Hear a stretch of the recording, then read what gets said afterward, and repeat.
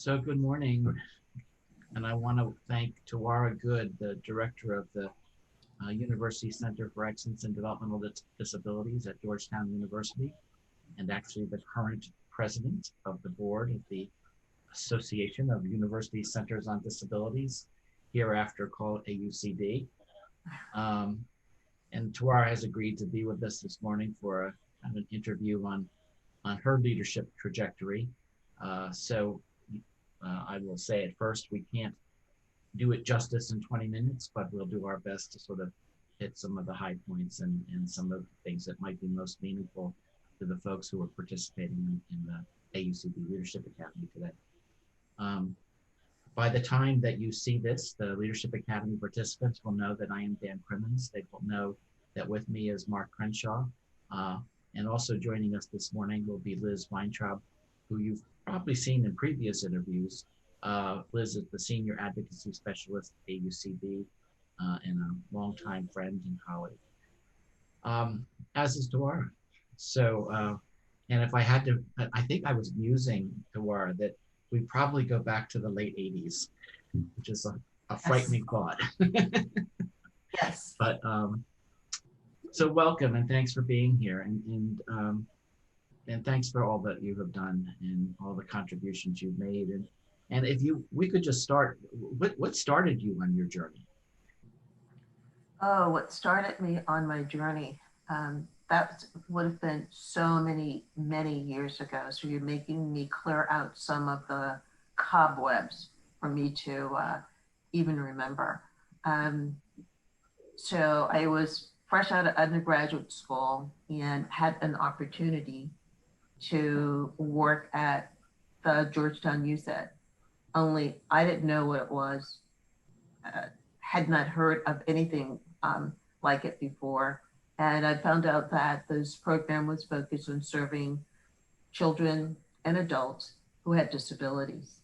And I think what really started me on my journey was that I had a lot of questions about the work at Georgetown then, one of which was if this program is supposed to reach children and families in the District of Columbia who are at risk for or who have disabilities, then where's your presence and the African American community in the city? And I think that's what really started me on my journey. So Tawara, you've been with Georgetown and gone through,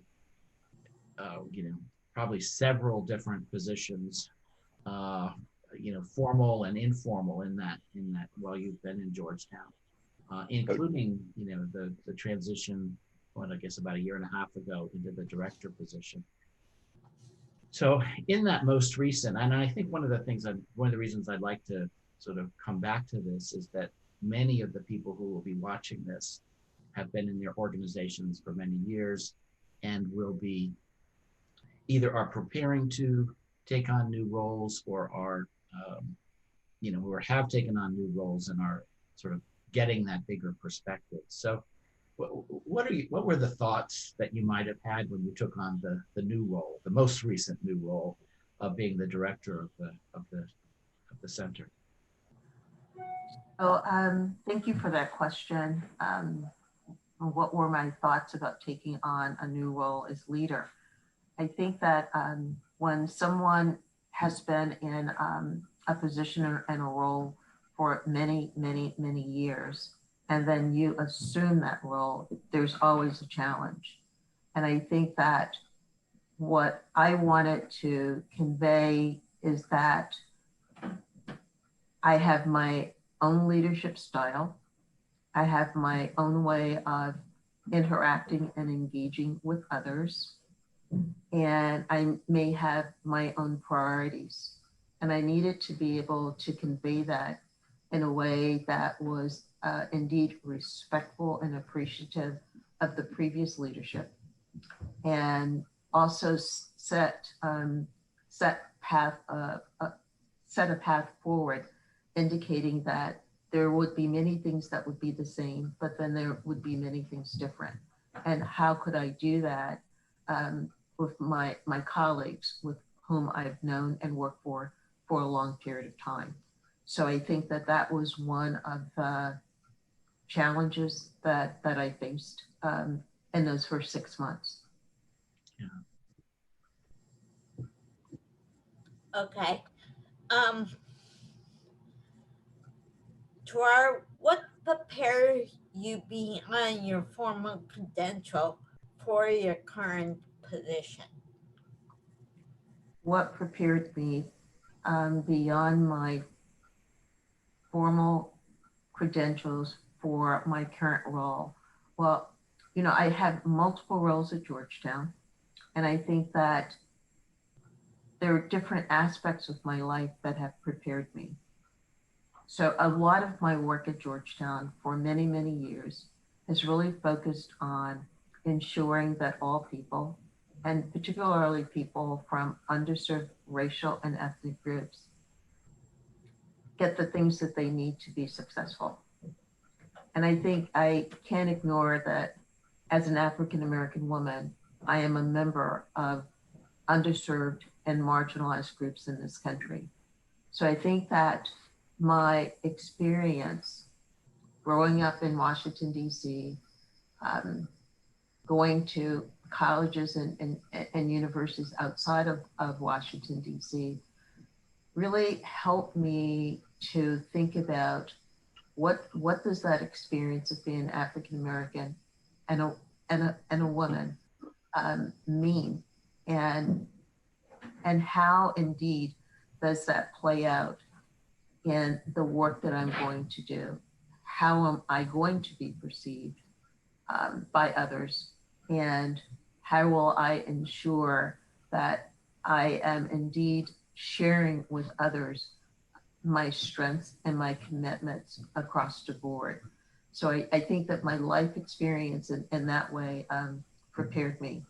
I also think that my experiences of being a mother, a friend, a grandmother, I think all of these things make me who I am, and that I bring those perspectives to my work as well. And I would lastly say that I've always been one that would like to engage with a variety of people.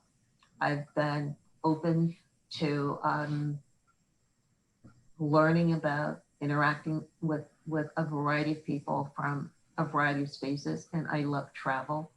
And I think that these are all the things that help make me me, being open, wanting to know others that may be different than me, that may be similar to me, so that there are just so many things that factor into my worldview, my mental model, and I'm going to say my love and respect for people.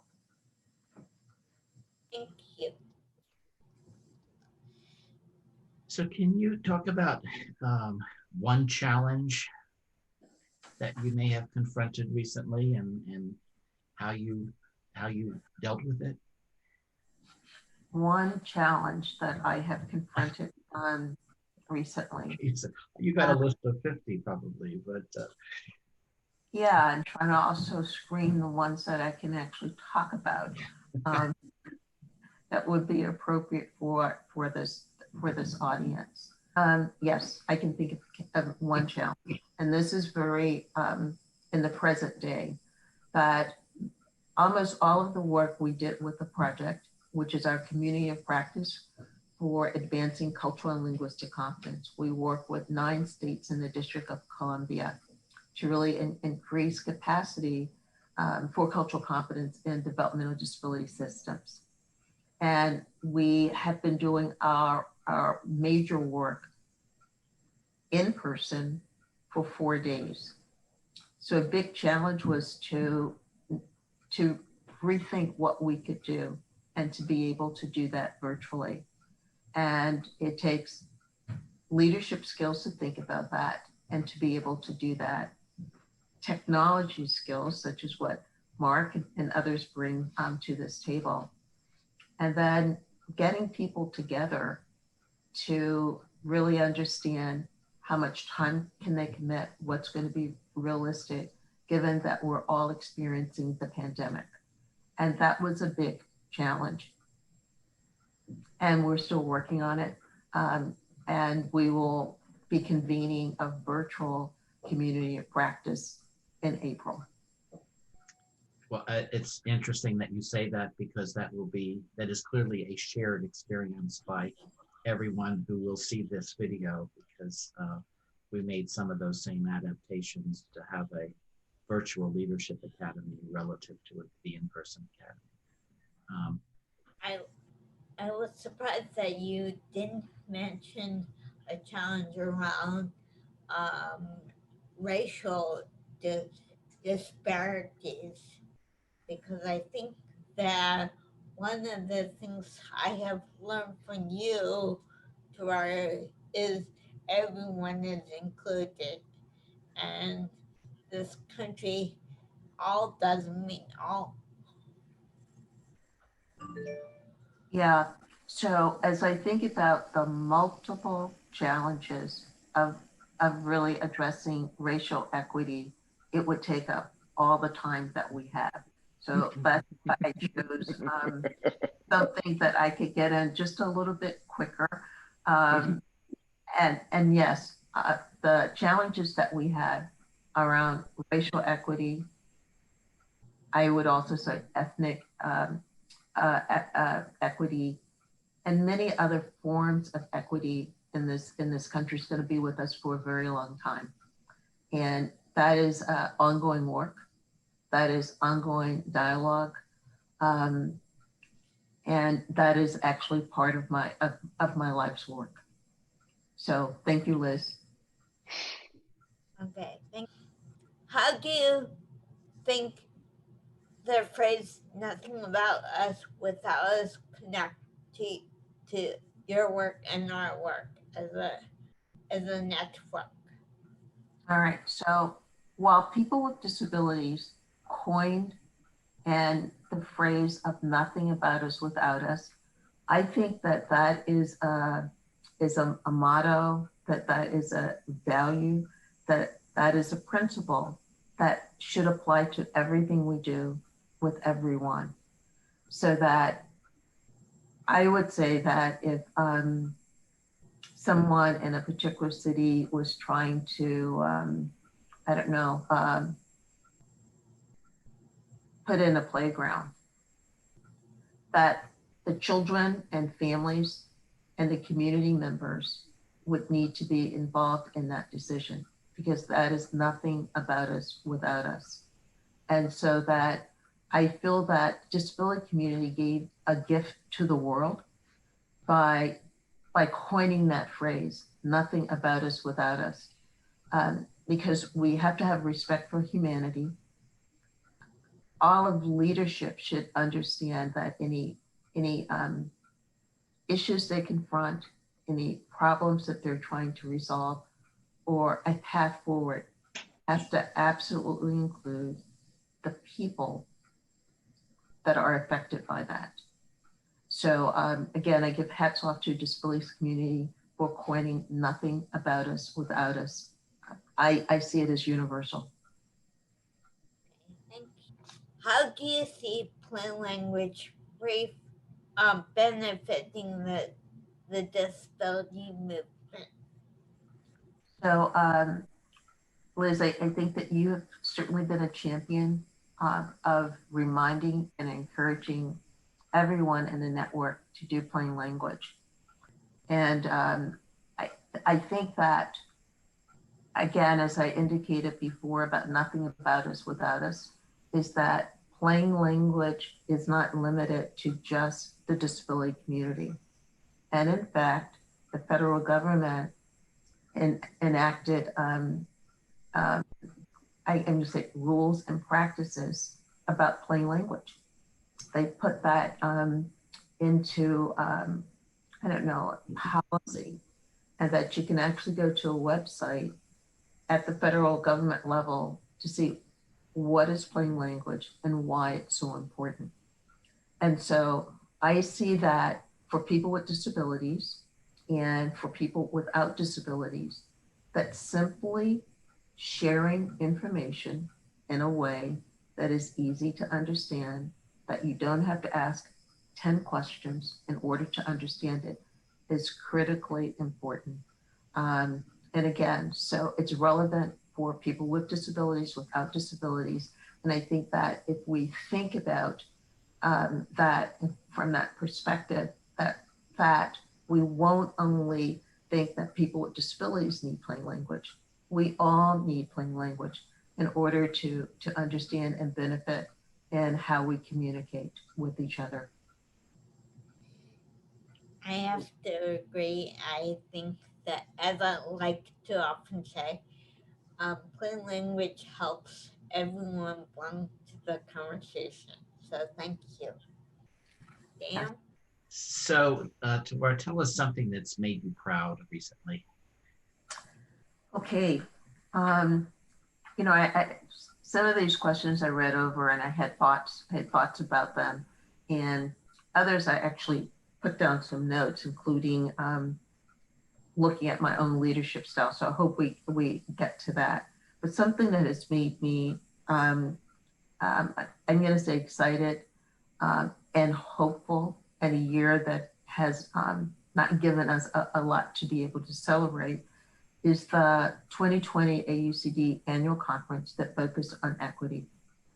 I'm still emotional about that conference because I did not think, at least in my lifetime and my professional career, that everyone in our network would focus on equity and what does equity mean within a disability space.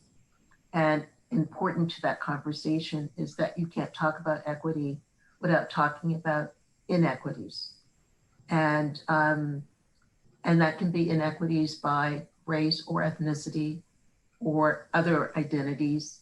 It could be from geographic locale. It could be about access to services, excuse me, and supports.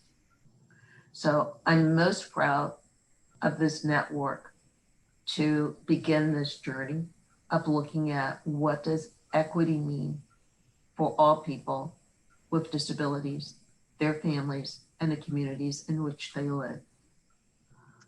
Well, I think that as you say that, that is a tribute to your commitments and your career and your very, very hard and diligent work over at communicating this as a message. And so, you know, let's go to that leadership style question. What is your strength in leadership that,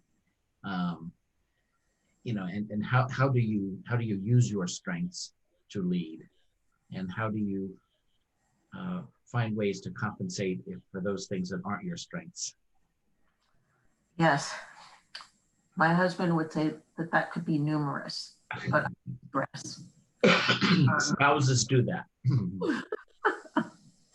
So I really think that one of my strengths in leadership would be to bring people together around a particular issue or cause or a challenge, and to really encourage to hear all voices and to draw upon the strengths that everyone brings to the table to come to a solution. I think that leadership is needed in general, and it's particularly needed in times of change. And so there's some work that was done by Ron Heifetz, who's done a lot of work in leadership. And he had 5 things that I try to practice in terms of my leadership routinely. And one is called, one of these 5 is getting on the balcony. And that says that, to me, that I have to be able to rise above some things and to see the big horizon and to be able to see the big picture. Because if I'm just focused on only one aspect of it, it would be very difficult to bring people together to resolve it. I also think that when we're looking at times of change, that it can be stressful. And so that a role of leader is to be able to regulate that distress so that as I think about AUCD and that we're moving forward in promoting and defining, advancing, and achieving equity, that may be stressful for some people. That may be stressful for people who've not really focused on this before. It may also be very stressful because of the times that we're experiencing in our country where there's so much racial strife and tension. So a good leader has to be cognizant of that. They have to be really aware of what's happening in the environment around them and to be able to regulate the distress. I think another point of this that I try to implement is maintain disciplined attention. And so Dan will know that I probably have sounded like a broken record over these last 25 years, really pushing for cultural competence, linguistic competence, diversity, equity, and inclusion. I have managed to maintain my attention to that no matter what project I'm on. I could figure out a way to be able to include the importance of that. And